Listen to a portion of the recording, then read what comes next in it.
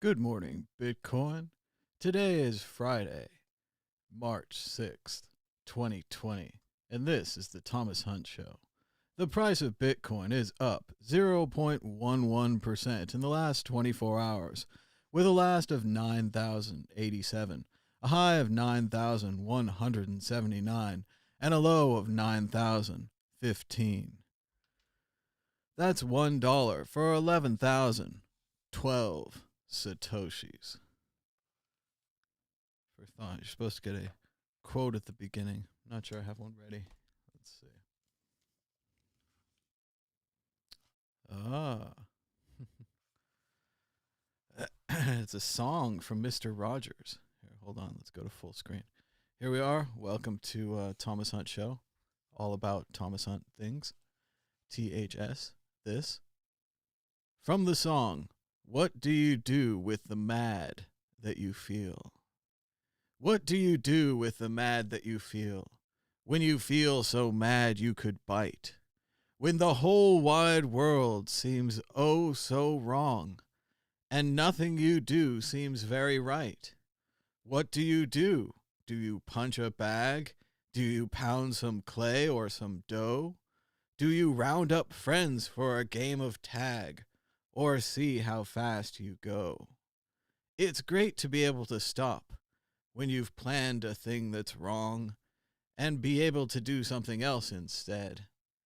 And think, this song. I can stop when I want to. I can stop when I wish. Can stop, anytime. And what a good feeling to feel like this, and know that the feeling is really mine. Know that there's something deep inside that helps us become what we can. For a girl can someday a woman, and a boy be someday a man. There you go, Mr. Rogers from the song, What Do You Do With the Mad That You Feel? There you go, from the world according to Mr. Rogers. Good morning on this Friday morning. Quite a lot going on. Oh, let's see what we've got going here. Turn the browser on, activate main screen. Everyone give us a thumbs up and a share. That really helps more people find the show. We're checking out the Bitcoin price. It says, based on your recent activity, you might like Bitcoin stocks. That's interesting. The Dow Jones Industrial Average is down 2.08% in the last 15 minutes or so. I don't know. That's 543 points down to 25,577. About the lowest we saw today was 25,295, knocking on the door of that 25,000 level, although some are calling a bottom, saying that it's bounced. But I don't know. The Dow is down because of the coronavirus, and the coronavirus is interfering with the world's ability to make things, and the world's ability to make things is what the Dow is supposed to measure. So I think it's working. Checking out the top stories today. The grandfather of distributed computing projects, Seti at home, shuts down. And I don't know if this is a big deal to you guys, but this is a big deal to me. I used to run Seti at home back in the day, and Boinc, B-O-I-N-C, in the same time or before that. And a friend of mine ran the one where you could find the digits of pi, so on and so forth. And what Seti would do is they had all this extra radio transmission information from Arecibo, the installation based in Contact the Movie, and other installations, and they needed to sift through it. And part of the way it could be sifted through is by your computer and my computer. When we weren't using them, they could use that extra time to sift through the data. And maybe, if we're lucky, right, find UFOs, find little green men.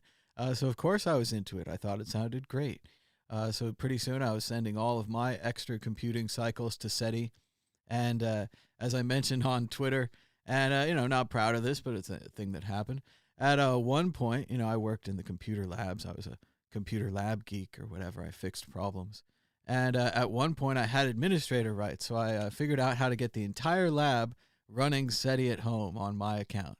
And it was great. We were going to find aliens right there in Sacramento. But all that happened in the end is they took away my administrator rights. They were worried that running Seti would damage the computer somehow, or it was extra bandwidth or something. But I'm sure the same thing happened decades later with Bitcoin.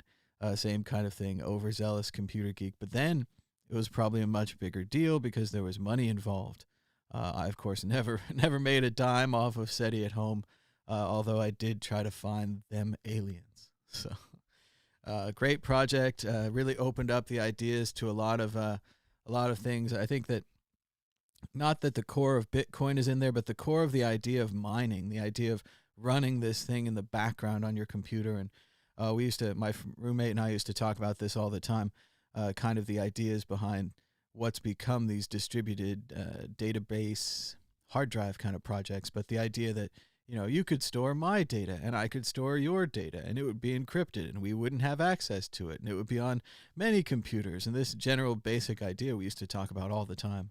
And I think one of the reasons we talked about it is because we were big into Seti. So, hey, checking out the chat. Hello to Peter. He's ready. Za says, pound that like button.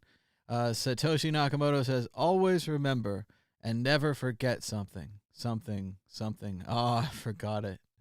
something dark side. Something price jump. And Zaza agrees with me. He says his friend put Seti on all the high school computers. So same kind of thing. I think it happens to a lot of us. We're like, hey, we do have this extra processing power, and we weren't making MP3s at that time, although sometimes those computers could be used to compress audio files. Oh, and we did bandwidth testing as well. You always have to test the bandwidth to make sure it works. That's an important part of being a computer geek. So we're just checking out the top stories here today. What's been going on that Mad Bitcoin's Twitter? Well, as it says here, I finished How Music Works by David Byrne. Getting off microphone a little bit there, but let's show the big full screen image here. How Music Works, David Byrne, big book. The second half of the book I kind of blitzed through.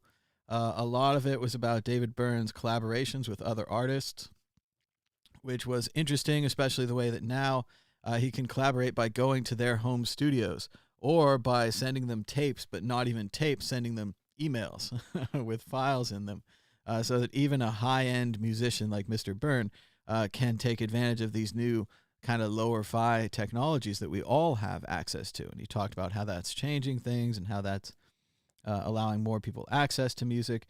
He spent a lot of time talking about how to be a successful artist and make money. I tried to take notes. I tried to understand. But yeah, he talked about how the different models that you could do, having a label, not having a label, all kinds of things like that. So very cool book. Definitely recommend it if you're into music. Also, it has a puffy cover. At least mine does, because it's from McSweeney's Books, which is David Eggers' brand. He did Heartbreaking Work of Staggering Genius, among other books. Very cool. I got his autograph someday. I'll tell you about it. But for now,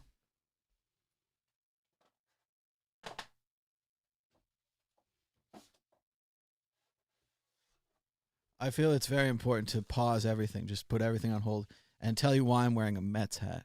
I found this Mets hat at Ross. It's kind of like a thrift store, like a secondhand store, and I got it for $10, so it's a good deal. And it's one of those new kind of sun-reflecting hats and has like a three-dimensional plastic orange logo that's kind of lighting up in the things.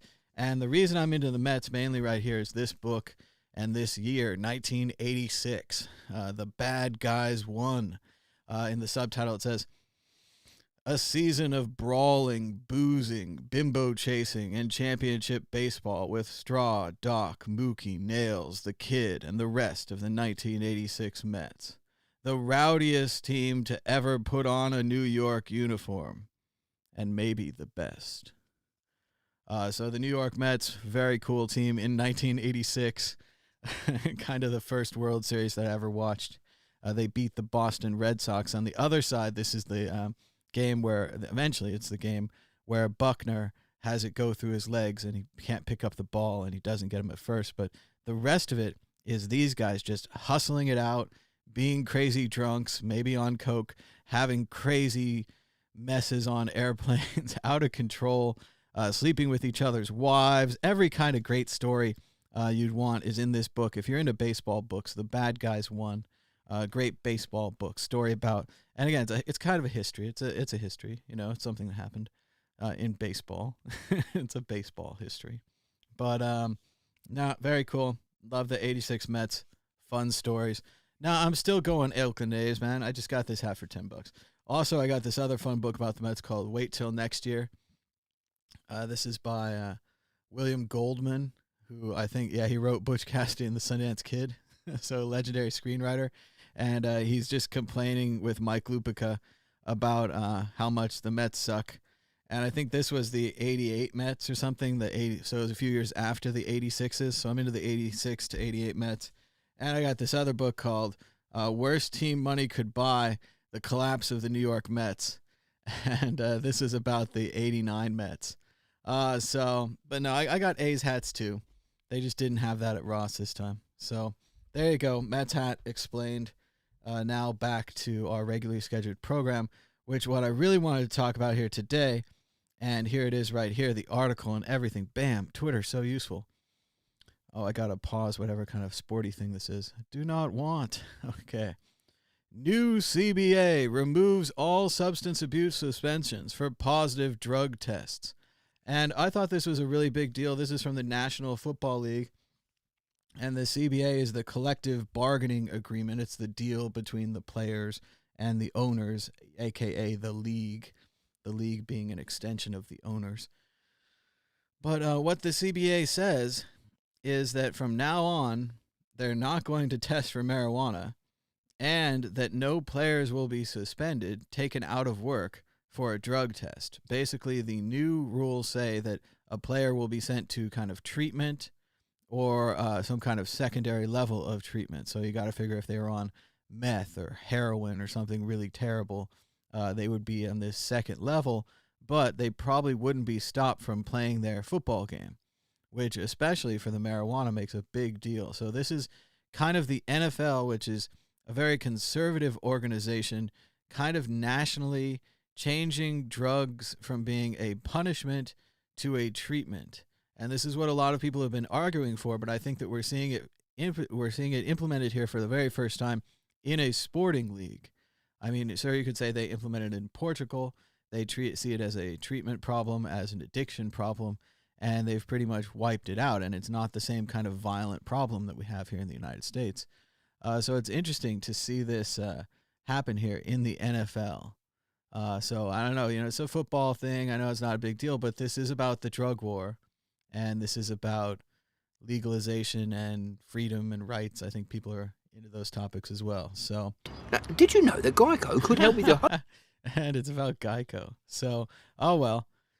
So let's keep it going. What else is going on in the chat?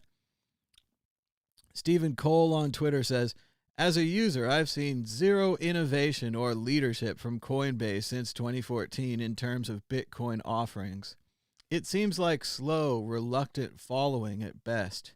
Yet altcoins continue to get added regularly, along with educational material that subtly frames them as superior to Bitcoin.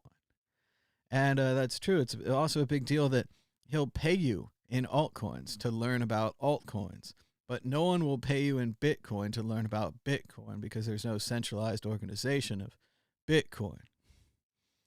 And I don't know why Brian and them have left us. I mean, I do know. We all know. First of all, Brian made a lot of money on Ethereum. Yay! Oh, where's the button? Here's. So there you go. Good for him. And also, the other problem is his business, Coinbase. They rely on selling you altcoins. If they can't sell you altcoins, then they don't make as much money on the fees. So there you go. I think that explains everything. We talked a lot about India, and now the Reserve Bank of India reportedly plans to return to the Supreme Court to fight the ruling that overturned its ban on banking access for crypto firms. So while Unicoin and the rest of India are firing up their web browsers to buy some Bitcoin and God knows what else, the central bank, the RBI of India, is going to fight it all the way to the Supreme Court, so it's not over, not by a long shot. Wiped doorknobs, shunned handshakes, plenty of hand sanitizer. This is what happens when the coronavirus disrupts conferences. And so, yes, people want to network. They can't network. There's empty halls. Oh, we can't read the LA Times anymore. That's sad. We're running out of places to read things. But yes, it's conferences are shutting down. People are wearing giant bandanas. Virus continuing to spread. Meanwhile, in freedom information, the Trump administration announces that it will soon begin taking DNA samples from migrants crossing the border in detention for use in a federal criminal database. So that's good. Very 1984. Oh, well. And the nominees for Best 1984 go to Trump administration collecting DNA samples. Also, you got to like that it's a criminal database. That's good stuff. We've had some great tweets out there in the Bitcoin space. Hold on.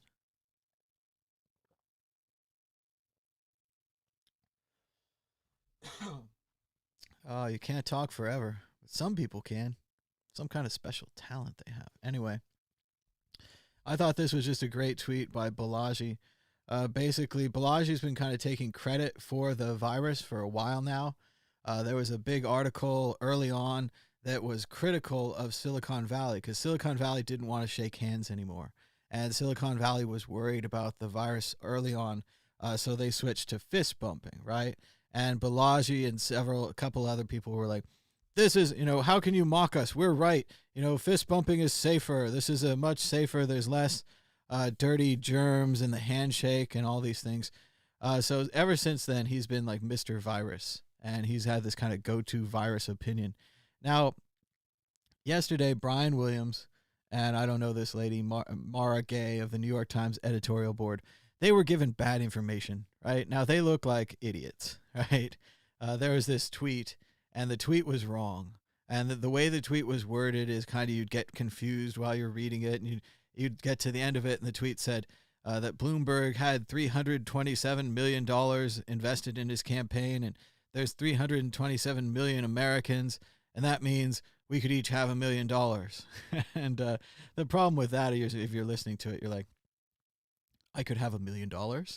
And then you're like, wait a minute, that math doesn't make sense. I mean, because obviously if he could just kind of buy us all with $1 million, I don't know. I mean, you got to vote for Bloomberg if he's going to give you $1 million, even though this kind of devalues $1 million. All your neighbors would have $1 million. All the things you'd want to buy would go up in value, at least temporarily, while the first big spenders spent their $1 million, so on and so forth. But yeah, I don't know. They look like idiots. They did the math wrong. But Balaji kind of expands this to say now that the virus is happening because there's a critical deficit of quantitative reasoning in our media and political class. Or that the virus is spreading worse because of this, or that somehow this is related. And I don't know. I think he's getting a little kind of, ridiculous. So I said he had specious reasoning. By your logic, this rock keeps tigers away. And then, of course, Homer was like, Lisa, I would like to buy your rock. So what do you guys think? You can call now at 1-518-600-1949. I think I've got everything plugged in. Or you can call us on Skype at World Crypto Network, all one word. Join the conversation. What do you think? Is the virus a big deal? Is Balaji right? We should all switch to fist bumping. Checking out the chat. Bitcoin and the Boys says, this is how we all get to be like the movie Demolition Man. And Bitcoin Motorist says, nonsense. Everyone on the TV news is a genius. And also, I don't think that they've really even claimed to be a genius. I mean, especially poor Brian Williams. If we're gonna wake up in the middle of the night and be mean to Brian Williams, which again we can if we want, is a very available punching bag. He's the one that made up that story about how he went to Iraq. and he had all the details, and then it was completely wrong, which is probably not a good thing to mention right now, especially since Joe Biden has been well known to accidentally tell wrong stories and conflate details. But I think that's part of just being an older politician. It's not his fault. But let's keep going. What else? Andrea Mitchell said, shocking. Who saw that coming? The Taliban have resumed attacks against Afghan forces soon after signing a deal to end their war with the United States military, raising concerns that the Americans are leaving their Afghan allies vulnerable. The entire time that there's been this story out there, United States makes a deal with the Taliban. It's never made any sense to me. I guess it's a thing. I know you got to try these kind of things. We're back to Vietnam here. We're talking to the Viet Cong and the VC and so forth, but I still don't know if you want to do that. And let's see what else is going on. I said earlier that glad to see the virus panic has fried everyone's brains, so now we're just making shit up. Someone said on Twitter that the American Revolution was about religious freedom and the separation of church and state, when really it was much more about taxes.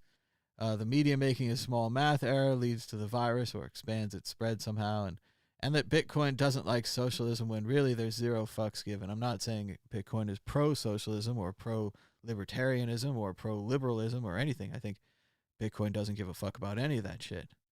So, and I think that's an important distinction. There are parts of Bitcoin that are kind of libertarian in their way, the property rights of Bitcoin, the way that the numbers work. If I send my property, my Bitcoin to you, you have them. It's over. Like, I can't cancel. There's no board that I could appeal to. There's no kind of, backsies or any kind of whoopsies or anything. That's kind of a very libertarian idea, I think, that kind of property exchange, fair property exchange. But that's a very small, like, cog of the Bitcoin. And that obviously can't be changed. If that was changed, everyone would get really mad. So, but let's keep it going. Something happened to the hash rate of BSV. Bitcoin has 94% of the hash rate. BSV has about 6% of the hash rate. And has 6% of the hash rate. And BSV has 0. That's not good.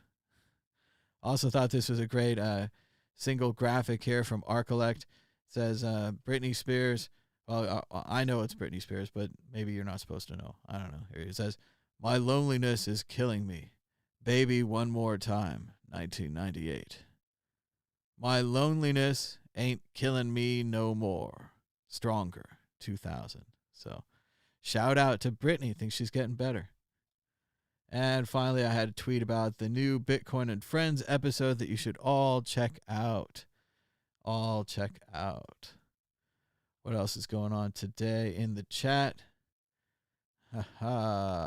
What's up? What's Bitcoin up to in Vegas? We just had Tone Vase visit town with the Unconfiscatable Conference in Las Vegas. That was a fun couple of days. There was a pinball tournament and a poker tournament and a conference, and we did some interviews. Otherwise, I'm not sure. I was traveling a lot and haven't been doing the Bitcoin group much lately, the local meetup. I think there is a meetup. They used to be pretty much into the bitch. I'm not sure if they're into bitch anymore. They might have shifted back to Bitcoin. So still, I think a lot of people are moving to town. But now, again, everyone works from home. Everyone doesn't go outside, is afraid to go to shows. I don't know. We're still in the early phases of this. But I don't know. Let's see. Speech by Michael Goldstein in 2014 called Bitcoin is Anarchy. Is it Gold? It's not Emmanuel Goldstein. Let's see. Oh, survey says it's not popular to have the number one title be its thing.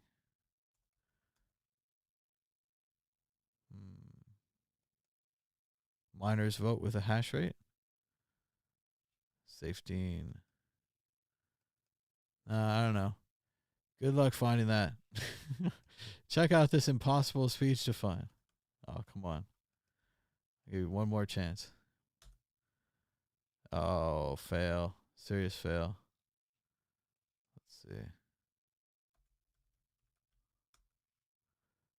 Yes, Google bombing. And what's the other one we're going to find? Oh, Oh, no, no, no. Oh, that was loud. That was way too loud. But yeah.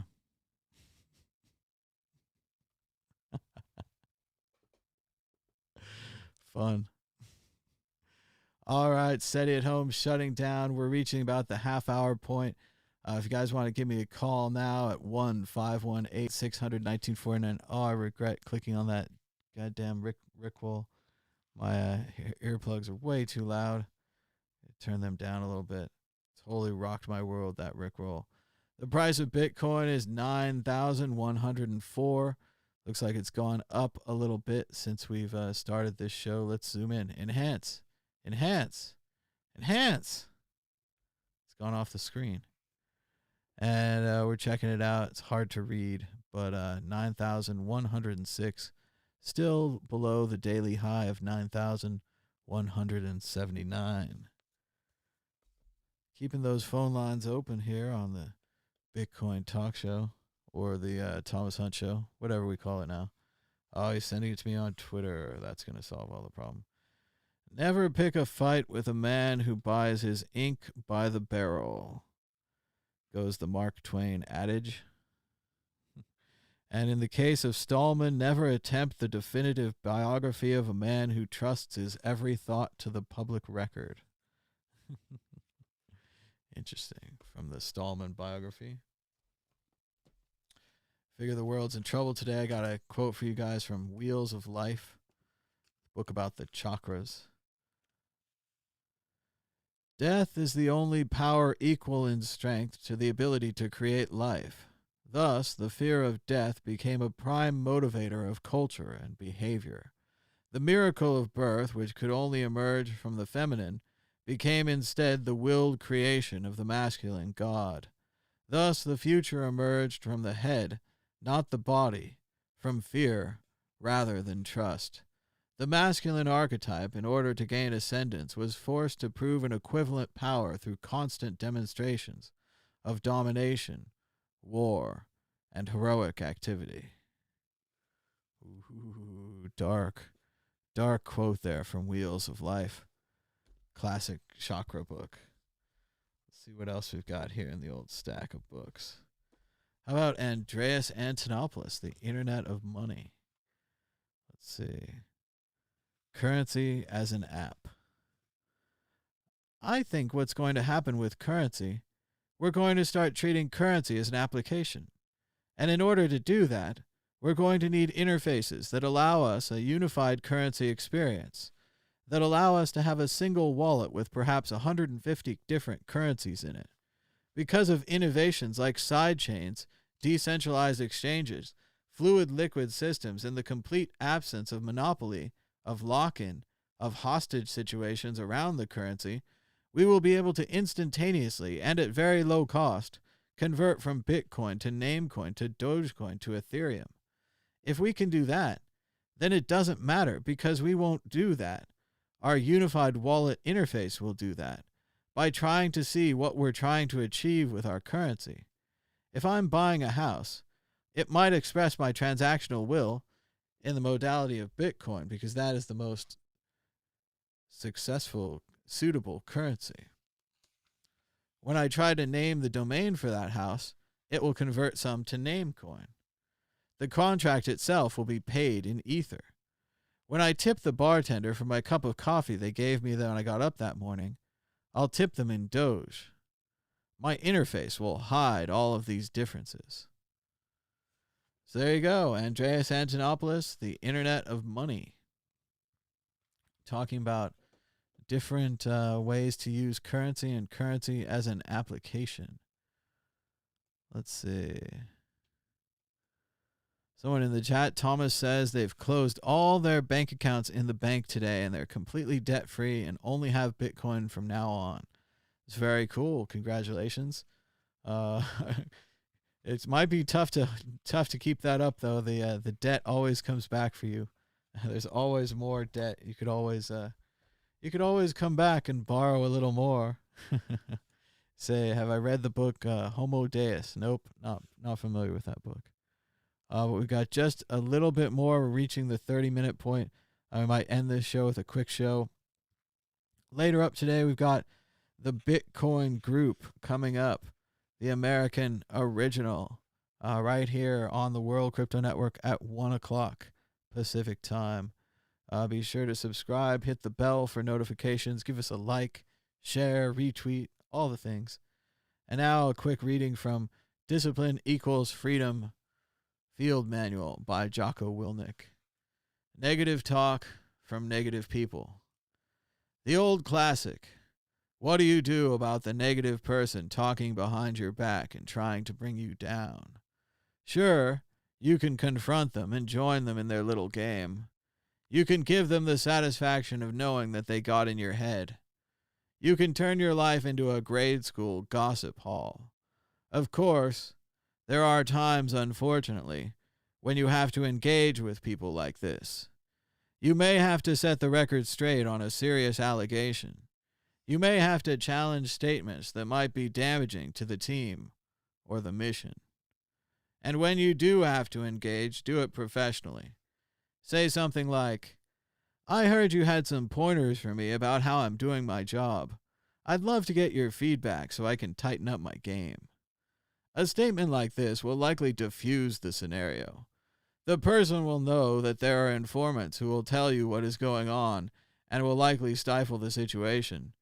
But let me tell you what my preferred methodology is for this situation. It is simple. Ignore and outperform. Yes, while you are over there watching me and talking about me, I'm working. I'm working hard. I'm taking things to the next level. You keep gossiping. I'll keep working. You keep talking smack. I'll keep working. You keep chattering about things. I'll keep working. You keep focusing on what everyone else is doing wrong. I'll keep focusing on what I can do right. And when you finally look around at where you are and where I am, you'll realize that you have nothing to talk smack about. Because you will lose, and I will win. And this applies to when people are playing office politics or forming their cliques or working their personal agendas. Of course, sometimes you have to play those games too. But when dealing with people like this, let your first course of action and the fundamental core of how you handle it be very clear and direct. Outwork and outperform every last one of them. And that's about it. Until next time, join us later for the Bitcoin group at 1 o'clock p.m. Pacific time. Until next time, bye-bye.